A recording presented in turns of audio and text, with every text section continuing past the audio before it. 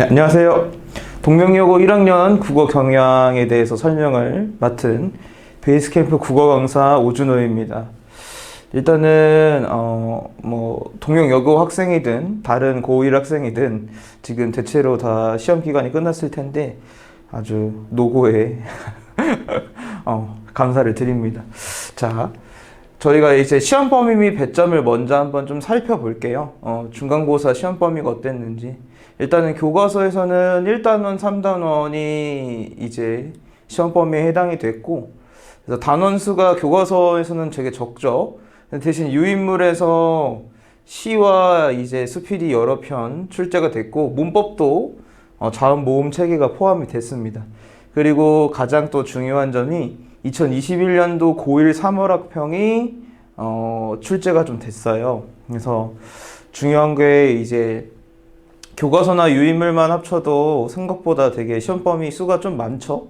근데 거기에 굉장히 이번 고1 모의고사가 어려웠다는 거를 조금 학교에서도 인지를 하고 있는 것 같이, 그래서 학평 부분에서 시험 범위를 포함을 시켰습니다. 그리고 여기 번호만 보시면은 잘 모르시겠지만 이번 고1 3월 학평에서 가장 어려웠던 지문인 비문학 법 지문이 포함이 되어 있습니다. 그래서 그것도 되게 특이해야 할 점이고요. 그래서 전반적으로는 시험 범위가 굉장히 타 학교에 비해서 적진 않아요. 많아요. 일단 학평이 일단 좀 포함이 되어 있고 유인물도 학교에서 많이 주는 편이기 때문에. 자, 그리고 배점을 한번 살펴보시면 선택형이 20문항에 76점, 서답형이 7문항에 24점입니다. 개인적으로 점수가 이렇게 0으로 안 끊어지는 건 되게 마음에 안 들어 하지만 어쨌든 이렇게 포함이 되어 있어요. 그래서 전체가 27문항이라 보통 이제 모의고사래.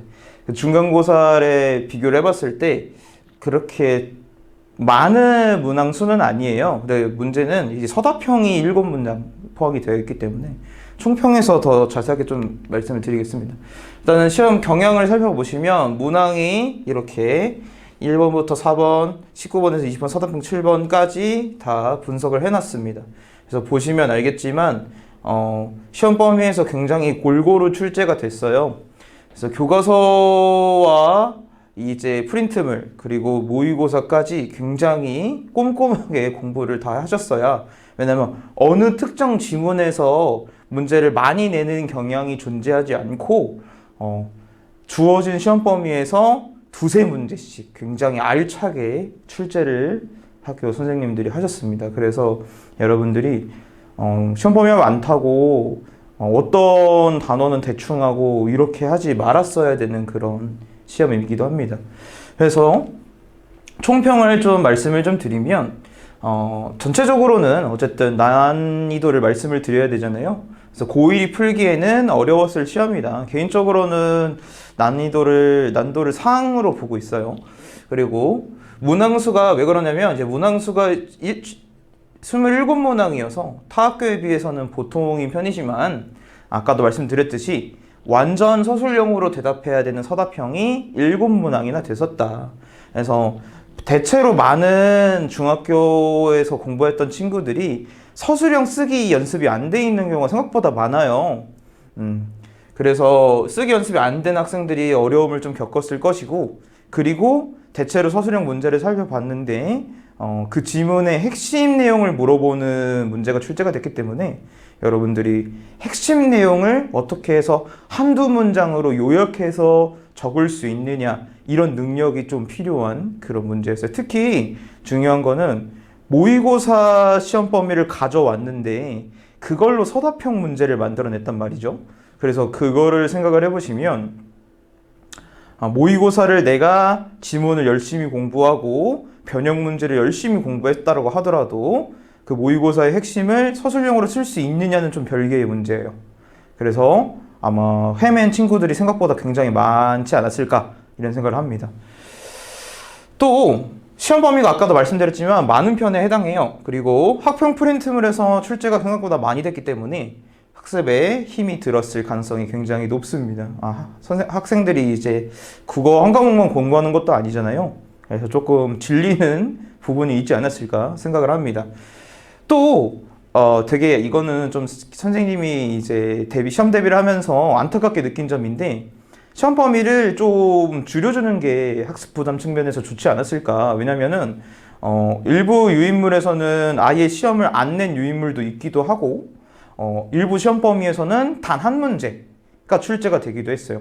대표적으로 이제 수필에서 교과서 수필에서 한 문제가 출제가 됐고요. 객관식이 문법 부분에서 문법 유인물에서 서답형 한 문제만 출제가 됐습니다. 그러니까 그 지문이나 그 유인물을 열심히 공부한 친구들은 열심히 공부해서 그 문제를 맞췄으니까 뭐 보람은 있겠지만 시험 범위에 단 한 문제만 포함이 됐기 때문에 실제로 선생님이 수업 시간에도 그 해당 수필은 시험에 많이 나오지 않을 가능성이 크다. 많이 나와봤자 한두 문제다. 이렇게 말씀을 드렸던 적이 있습니다. 선생님이 말했던 것처럼 진짜로 한 문제만 출제가 됐어요. 이제 근데 우리가 또 예측은 그렇게 할 수가 있지만 공부할 때 그렇다고 어떤 지문을 소홀히 공부할 수가 없잖아요. 또 막상 현장에서 나왔는데 그 지문이 많이 출제가 될 수도 있으니까 그러니까 이런 측면은 조금 아쉬운 측면이 아니었나. 애초에 그냥 한 문제만 낼 수 있는 시험 범위는 빼고 다른 지문에서 한두 문제를 더 내면 애들 학습 부담을 덜어주는데도 도움이 되지 않았을까. 그런 좀 아쉬움이 있습니다. 그래서 전체적으로 효율이 좋지 못한 시험이다. 이렇게 좀 생각을 합니다. 넘어가겠습니다. 그래서 고난도 문항을 같이 한 문제만 좀 살펴볼 거예요. 그래서 서술형 3번이었던 그리고 문법 유인물에서 단 한 문제만 출제된 서술형 3번을 같이 좀 공부를 해보도록 하겠습니다. 그래서 서술형 3번이 이게 이제 배점도 좀 높은 편에 해당하고요. 그리고 이 의문의 개념을 예로 들어 서술하는 문제이기 때문에 예시 문장과 개념 문장에서 두 문장으로 서술을 했었어야 해요. 완벽하게 여러분들이 서술을 하려면. 그리고 예를 드는데도 조건이 굉장히 까다롭게 주어졌기 때문에 아마 이제 이런 스타일의 문제를 이제 중학교 학교 같은 경우에도 서술형 문제를 굉장히 많이 내는 학교가 존재하기는 해요. 근데 대체로 요새는 중학교에서도 올개권식으로 많이 내려고 해요.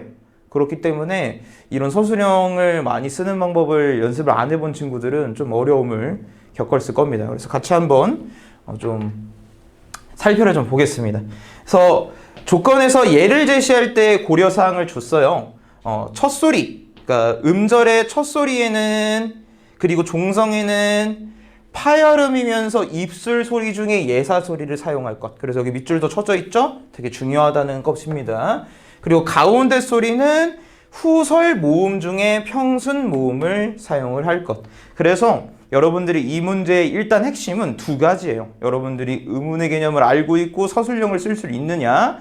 두 번째는 모음 체계표, 자음 체계표를 외웠느냐. 이게 핵심입니다. 그래서 쌤이 수업할 때 굉장히 강조를 많이 드렸어요. 자음 체계표, 모음 체계표는 필수로 암기하고 머릿속에 표가 들어가야 될 부분이다 라고 말씀을 드렸습니다. 자, 그러면 한번 좀 살펴를 볼게요. 일단은 초성과 종성의 입술 소리 중에 파열음인 예사 소리를 사용하라고 했어요. 일단은 입술 소리는요, 우리가 비읍이나 미음 계통 소리들이 있어요. 입술에서 나는 소리. 근데 이 중에서 막았다 터뜨리는 파열음은 비읍 계통 소리예요. 비읍 계통 소리. 비읍, 쌍비읍, 비읍.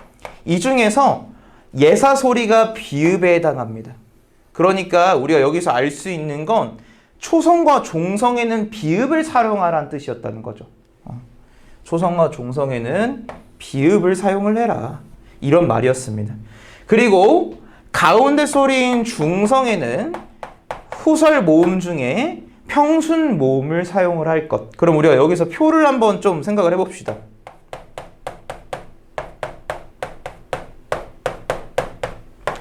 요게 단모음 10개 표예요. 단모음 10개 표. 여기 왼쪽에 있는 5개가 전설 모음이고요. 오른쪽에 있는 5개가 후설 모음입니다. 그리고 이 후설 중에서 왼쪽에 있는 얘네들이 평순 모음이에요. 평순 모음. 그쵸? 그래서 후설 평순 모음을 사용을 할 것. 그리고 중성에는 으나 어나 아 중에 아무거나 사용을 하셔도 되겠죠? 그런 식으로 예를 들어주라는 겁니다. 그러면은 가장 간단한 예가 비읍이 초성 종성에 있고 의어화를 쓸 수 있으면 밥이나 법 같은 예를 생각해 볼 수가 있겠어요. 밥이나 법. 그렇죠? 근데 이런 예를 들어서 의문의 개념을 설명을 해야 돼요. 근데 의문의 개념 같은 경우에는 예를 들어서 설명을 하지만 여러분들이 개념 자체는 암기를 했었어야 돼. 암기. 개념이 뭡니까? 말의 뜻을 구별해주는 소리의 가장 작은 단위. 이게 개념이었잖아요. 토시 하나 안 틀리고 이렇게 외워두셔야 돼요. 항상 문법은 선생님이 굉장히 많이 강조하는 부분이 암기에서 나온다. 굉장히 많이 강조드렸죠. 그럼 우리가 밥이나 법 같은 단어를 일단 예시로 쓸 수 있었다. 그리고 의문의 개념은 말의 뜻을 구별해주는 소리의 가장 작은 단위다. 그러면 이 경우에 이런 식으로 서술형을 작성을 해줬어야죠. 어떻게? 밥과 법을 보면 중성의 차이로 뜻이 달라진다. 따라서 의문은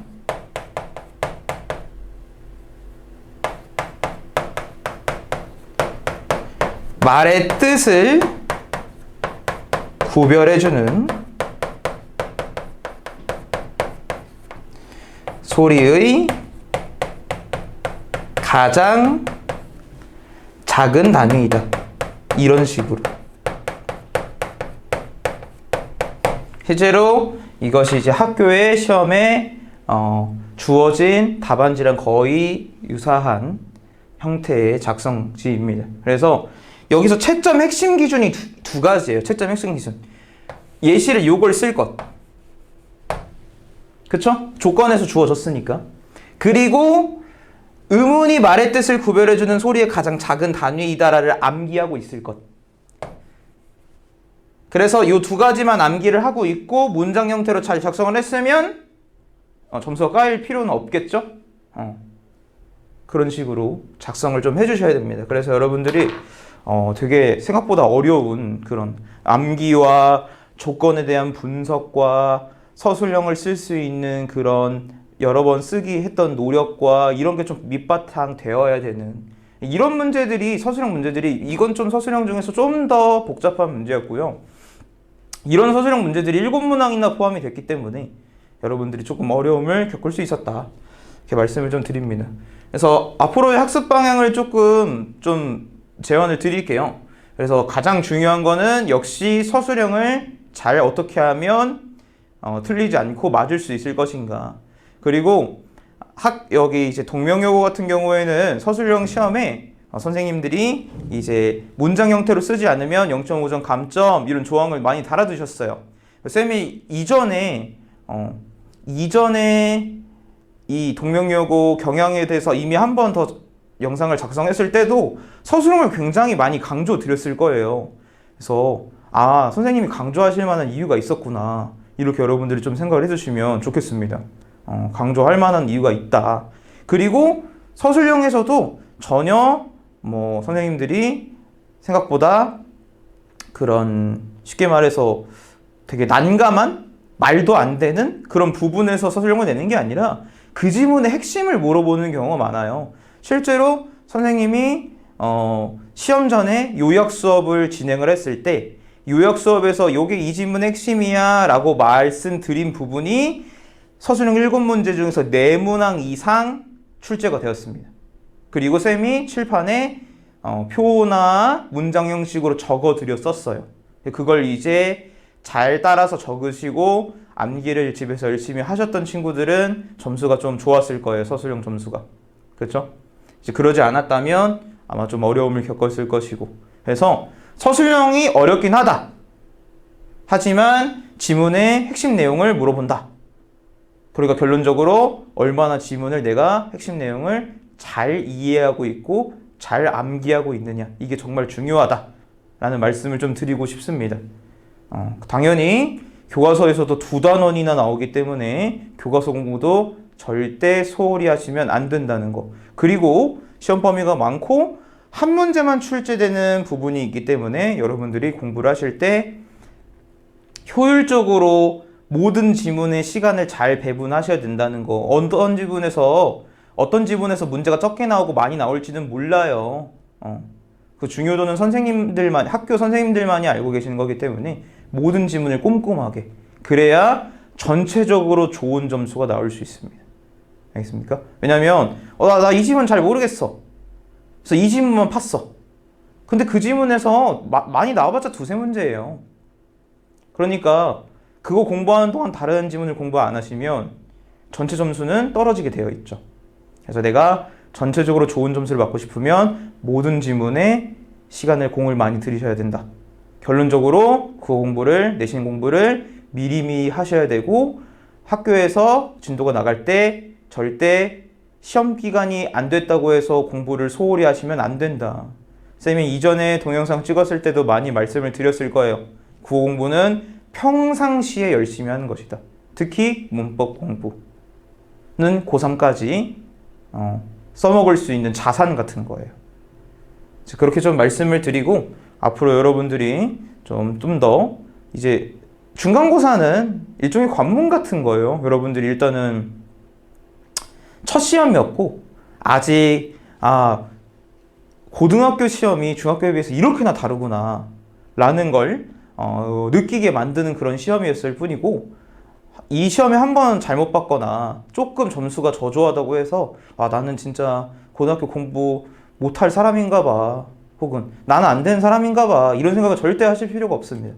관문이라고 생각하시고 앞으로 더 열심히 좀 정진하시길 부탁드립니다. 여기까지 말씀을 좀 드릴게요. 감사합니다.